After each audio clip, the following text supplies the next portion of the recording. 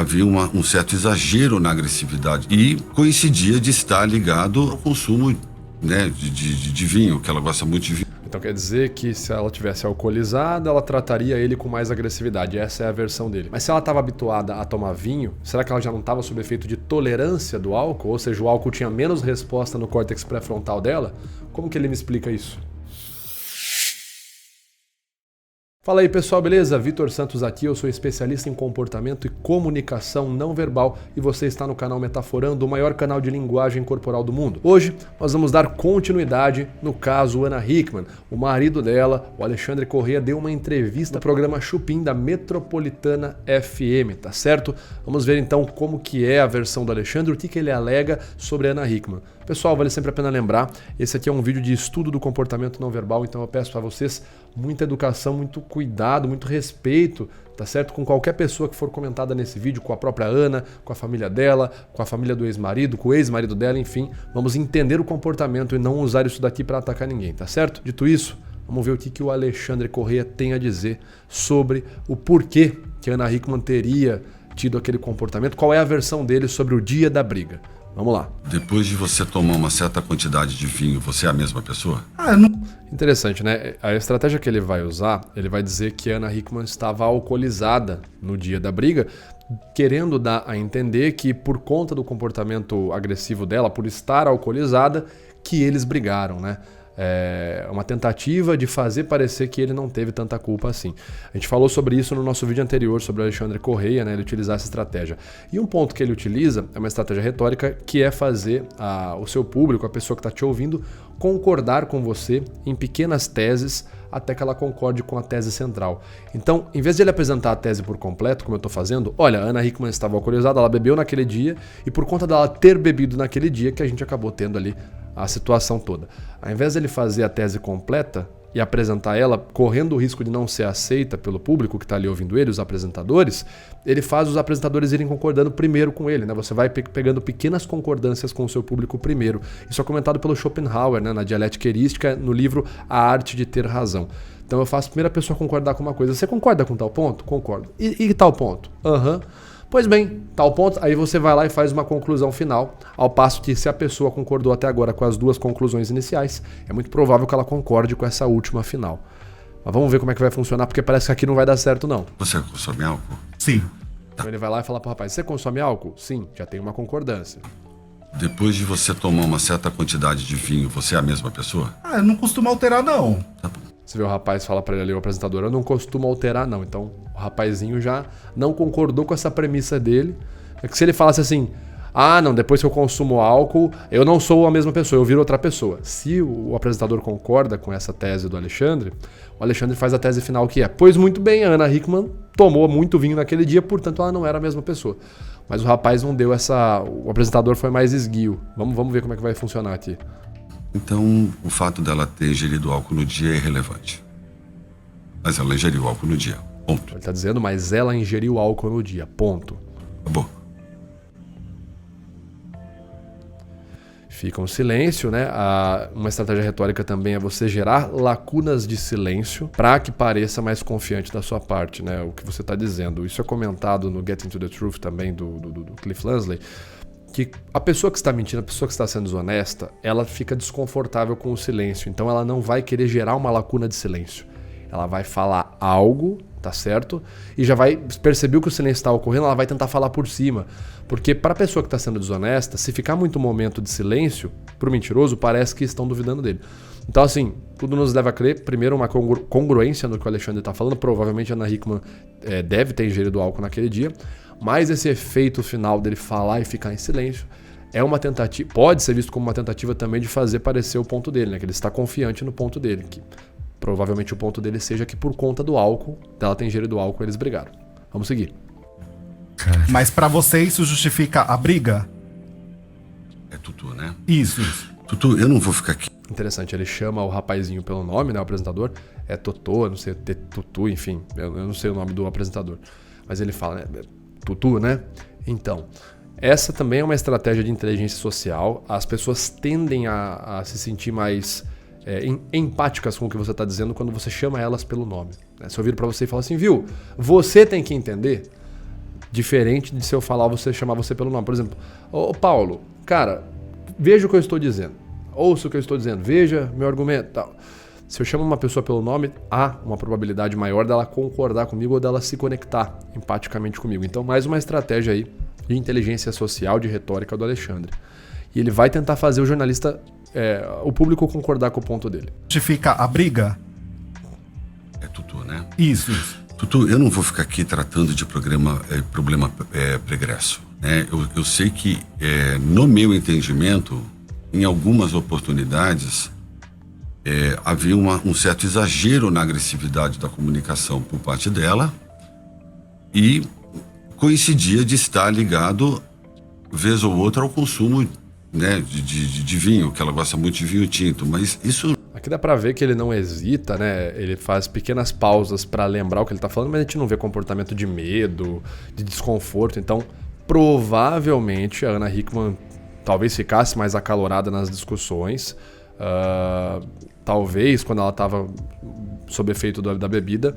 Mas lembrando, como a gente falou no nosso outro vídeo anterior, né? Não dá pra dizer que por conta disso ela provocou uma briga ou ela provocou toda a situação. Isso é uma conclusão que ele, na narrativa dele, está querendo que a gente tenha. Né? Eu falei sobre isso no nosso último vídeo. Quem estiver curioso, quiser entender como funciona essa estratégia narrativa, né? Eu apresento 3 pontos para que você conclua um último ponto. Assista ao nosso vídeo anterior sobre esse caso. Né? A aversão do marido. Mas vamos seguir aqui. Então ele quer levar para essa conclusão. Né? Pode ser que a Ana Hickman de fato ingerisse algo que ficasse mais acalorada nas discussões, porque tanto ela quanto ele disseram que as discussões eram frequentes na casa, mas ele vai querer chegar no ponto de que mostrar que quando ela bebia ela ficava agressiva, para tentar fazer ali a gente chegar numa conclusão de que por conta disso, porque ela bebeu nesse último evento, ela ficou agressiva e só por causa disso eles brigaram. Tentando ali, pode acabar gerando uma interpretação para alguém de que eles só teriam brigado porque a Ana Hickman bebeu. Se ela não tivesse bebido, eles não teriam brigado. Então, culpa dela, né? Poderia ser essa a conclusão que ele esperava, ou enfim, que poderia ser tirada de alguém com base no que ele está falando e na forma que ele está apresentando a narrativa. E coincidia de estar ligado, vez ou outra, ao consumo, né, de vinho, que ela gosta muito de vinho tinto. Mas isso não é... Tá, então ele está dizendo que... Vamos voltar. E um certo momento, em algumas oportunidades... havia um certo exagero na agressividade da comunicação por parte dela e coincidia de estar ligado, vez ou outra, ao consumo, né, de vinho, que ela gosta muito de vinho tinto, mas isso não é mérito aqui. O que é mérito é que ela se sentiu agredida e eu não a agredi fisicamente. É isso. Mas eu só pontuei que no dia ela tinha sim ingerido álcool. Sim, ingeriu álcool no dia. Entendimento não tanto, mas pode ser que de uma pessoa que entenda um pouco mais a fundo aí a mente humana, seja de relevância. Tá, então ele vai dizer que alguém que entenda mais a fundo a mente humana, talvez veja o fato dela ter ingerido álcool como sendo algo problemático, enfim. É fato que o álcool ele muda, sim, o nosso comportamento, ele muda muito o nosso comportamento. O excesso de álcool acaba prejudicando principalmente o nosso córtex pré-frontal. Eu separei uma matéria ali do Instituto de Psiquiatria do Paraná para a gente falar sobre isso.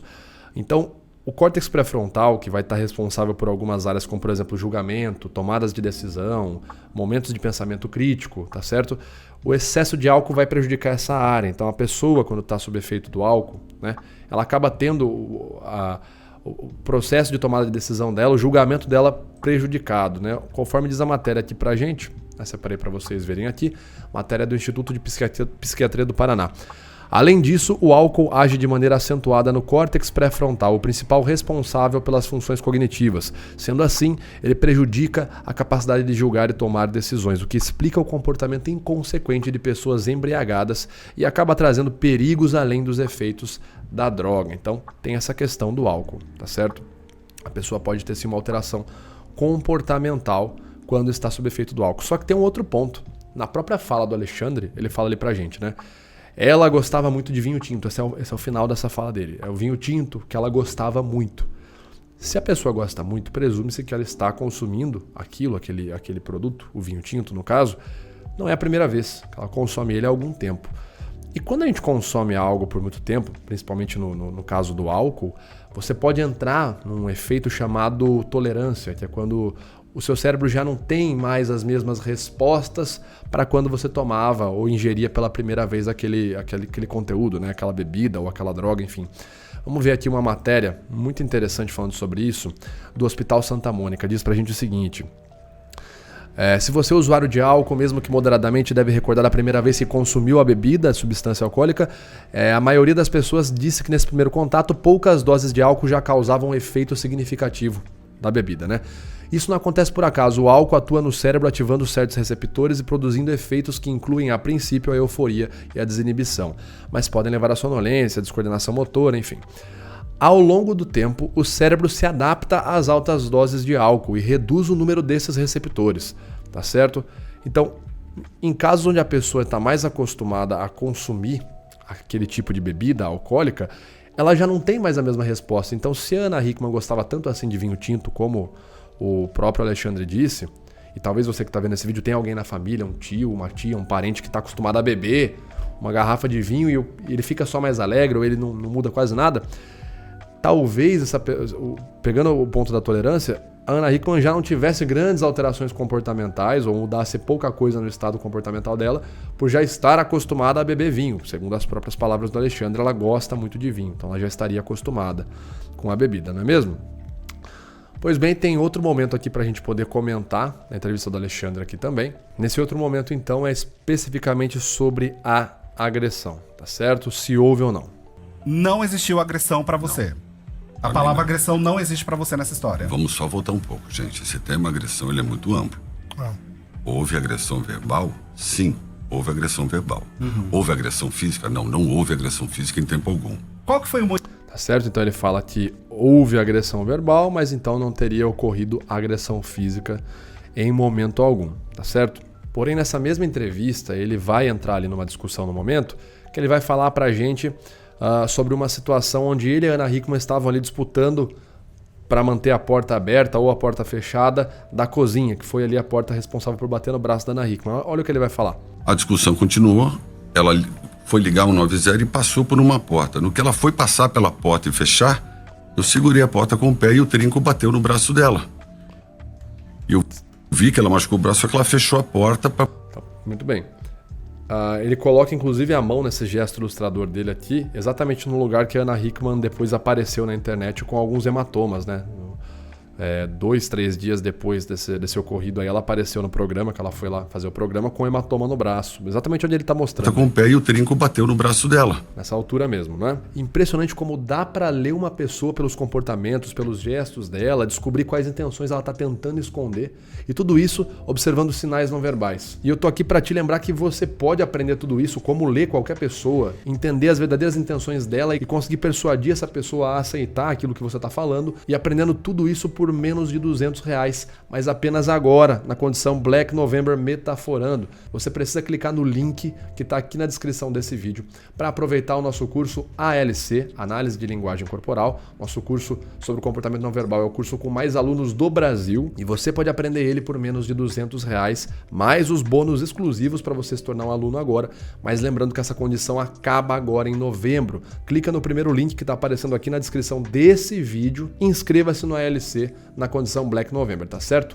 Vamos continuar pro vídeo então. Então o que a gente tem nesse momento? Ele tá dizendo que uma atitude dele, né? A Ana Hickman passou por uma porta e tal, e ele foi colocar o pé ali para segurar. Por conta de uma ação dele, a porta acabou acertando ali o braço dela e acabou causando ali um machucado nela. Coincide com a discussão, né, que é levantada, na verdade, o relato que é levantado por parte dela, porque na versão da Ana Hickman, no programa Domingo Espetacular, ela fala que nessa disputa por manter a porta aberta, manter a porta fechada, nessa disputa, por uma ação dele, do Alexandre, a porta veio e bateu no braço dela. Então aqui existe uma concordância entre o que ele está falando, né? Uma ação, ele está descrevendo uma ação que ele teve que resultou ali na porta batendo no braço dela. E ela, na versão dela, descreve uma ação que o Alexandre teria tido que resultou na porta batendo no braço dela. Então aqui existe uma concordância. E aí fica uma questão, né? Se ele tomou uma atitude, uma ação ali, enfim, botou o pé no trinco, botou a mão, botou o braço, enfim. Mas se tanto ele quanto ela tem uma narrativa parecida no sentido de, após uma atitude do Alexandre, a porta acerta o braço da Ana Hickman e isso machuca ela, ao ponto de deixar ela até com hematomas visíveis. Isso não seria considerado uma agressão? Eu não sei, eu tô levantando um questionamento, talvez uma agressão sem a intenção de fazê-la, eu não sei, eu tô levantando um questionamento. Mas isso já seria uma potencial incongruência, né?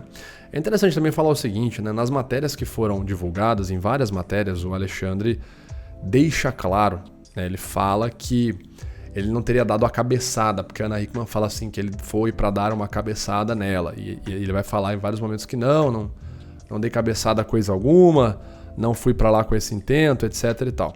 Essa matéria aqui do Estadão diz inclusive que o Alexandre ele teria, né, confirmado algumas informações, confessado algumas informações registradas pela Ana Hickman. Então a matéria diz pra gente o seguinte: o marido de Ana Hickman, Alexandre Corrêa, confessou as informações registradas pela ex-modelo e apresentadora em boletim de ocorrência no último sábado, dia 11.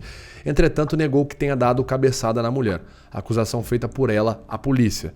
As declarações de Alexandre foram feitas ao Splash, site que cobre celebridades do UOL. Ainda nessa mesma matéria a gente tem o seguinte, ó, aí nas palavras do Alexandre: quando eu vi aquela nota eu entrei em total desespero e neguei. Menti.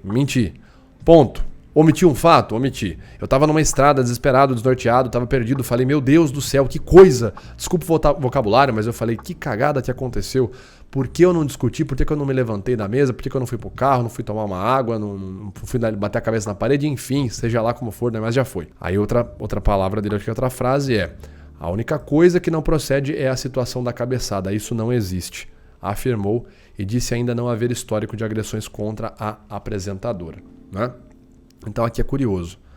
Ele diz que não havia histórico de agressões contra a apresentadora, mas nesse próprio programa aí que ele foi no Chupim, ele vai lá e fala que a agressão verbal contra ela, a agressão verbal ocorreu nesse evento deles aí do último fim de semana. Então ele fala, agressão verbal aconteceu, agressão física não, em momento nenhum. Então parece ser uma incongruência. Eu vou lá e falo pra você, nunca teve agressão nenhuma. Mas você não xingava ela? Ah não, agressão verbal ocorreu sim. Né? E um ponto, então ele fala sobre a cabeçada, ele faz questão de falar mais de uma vez sobre a cabeçada, dá pra ver que é um tópico que ele faz questão de trazer, só que sobre o braço, quando é pra falar sobre o acidente do braço, ele fala muito rápido e vai embora. Então, provavelmente ele tem muita convicção de que ele não deu uma cabeçada, até porque a própria Ana Hickman disse que ele veio para dar uma cabeçada, tá certo? Como se ele fosse dar uma cabeçada, e ele vai lá e fala que eu nunca dei uma cabeçada. Isso não aconteceu, ele vai lá e fala que ou você dá uma cabeçada ou não dá, enfim, usa uma estratégia de manobra evasiva verbal, que é criar uma pergunta para responder outra pergunta. Você deu a cabeçada, Alexandre? Isso não existe, como que você dá uma cabeçada em alguém? Se você tá parado, ou você dá ou você não dá, como funciona isso? Então ele usa ali uma estratégia de pergunta para responder outra pergunta, mas o ponto principal é que na hora que é para falar do braço, da porta no braço, ele passa por esse assunto muito rápido, né?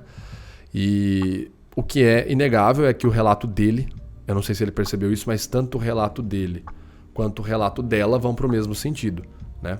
Que é o sentido do quê? Foi passar pela porta e ficou. De que ele teria feito uma ação e que essa ação resultou na porta batendo no braço dela e machucando ela. Ela foi ligar o 90 e passou por uma porta. No que ela foi passar pela porta e fechar, eu segurei a porta com o pé e o trinco bateu no braço dela. É isso, ele teve uma atitude e a porta acaba batendo no braço dela após essa atitude dele. Ele teve a intenção de fazer, ele queria machucá-la, ele estava... Não dá pra dizer, né? Pela linguagem corporal, não dá pra dizer. O que pode ser argumentado, talvez seja argumentado numa questão jurídica ele estava indo atrás dela desde o começo, então ele sai de um lugar e vai pra onde ela tá discutindo com o filho. Aí ela vai pro outro cômodo, ele vai atrás. Aí vai, até que uma hora ele vai atrás e pum, bate com a porta nela. Ele pode dizer, olha, foi sem querer, mas aí o jurídico, enfim, quem quer que esteja vendo a situação pode falar, mas como assim foi sem querer? Ela vinha pra cá, você vinha atrás, ela vinha pra cá, você vinha atrás. E aí uma hora a porta bate, claro que isso ia acontecer, né, se você tá perseguindo ela. Então existem essas interpretações da situação, né, que provavelmente vão acontecer, essas interpretações devem ser jogadas ali no jurídico, mas é isso que a gente consegue ver. Algumas pessoas me perguntaram do fato do Alexandre estar com essa corrente, que é um crucifixo, se seria uma manipulação da aparência, né?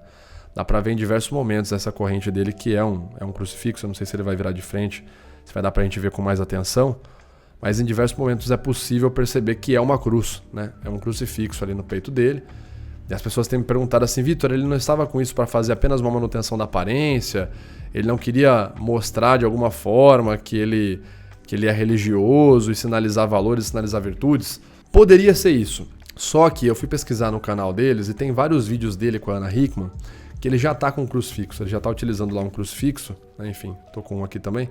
Ele já tá utilizando um crucifixo em alguns momentos, em outros vídeos do canal, da família, então pode ser que não, né? A gente sabe que a manutenção da aparência é uma realidade, né? Mas isso não faz muito sentido. Agora, algo que é curioso é o seguinte, né? Ele tava com um crucifixo aí. Só que no momento que, logo em seguida, acho que 1 ou 2 dias depois da situação ter sido divulgada, ele apareceu nas redes sociais dele, fazendo um pedido ali para que... Como que é o nome da divindade? Para que Oxóssi, né, que é uma divindade das religiões de matriz africana, protegesse ele, né? Estivesse ali protegendo ele. E logo em seguida ele apagou essa publicação. E aí ele aparece com um crucifixo. O crucifixo, geralmente ele vai se remeter às religiões de origem e costumes totalmente cristãos, né? Como por exemplo o catolicismo. E não a religiões que sintetizam valores africanos, ou enfim, como é o caso do candomblé, da Umbanda. Então, algumas pessoas perguntaram para mim o seguinte, né? Será que ele não teria usado esse crucifixo e até mesmo não teria apagado essa publicação dele sobre Oxóssi para ganhar mais simpatia com o público cristão, que é o público em maioria, né, de quem tem religião no Brasil, os cristãos são a maioria? Será que ele não estaria, então, apagou aquela publicação que ele fala de uma divindade de origem de religião africana, e aí ele vai no podcast com o crucifixo à mostra, vai com o primeiro botão da camisa aberto, propositalmente para dar para ver aqui o crucifixo. Será que seria algo nesse sentido? Poderia ser, né? A manutenção da aparência a gente sabe que ela é uma realidade, ela funciona para você ser muito mais bem percebido. As pessoas olham e elas veem que você tá com uma roupa branca que transmite a cor da paz, um crucifixo que transmite a imagem, um valor moral, uma doutrina cristã. Poderia ser, né? Mas como eu falei, vale a pena lembrar também que ele já usava crucifixo em outros vídeos na casa dele, a gente já tem esse contexto. Mas bem, pessoal, era isso que eu tinha para dizer. Fala aí o que você achou, se você concorda comigo, qual que é a versão do marido do Alexandre Correia, na sua opinião. Deixa aqui nos comentários, tá certo? Eu quero entender o que você acha dessa situação. Não deixe de curtir, compartilhar esse vídeo, tá certo? E se inscrever no canal caso ainda não seja inscrito. Grande abraço, vou ficando por aqui, valeu e até a próxima!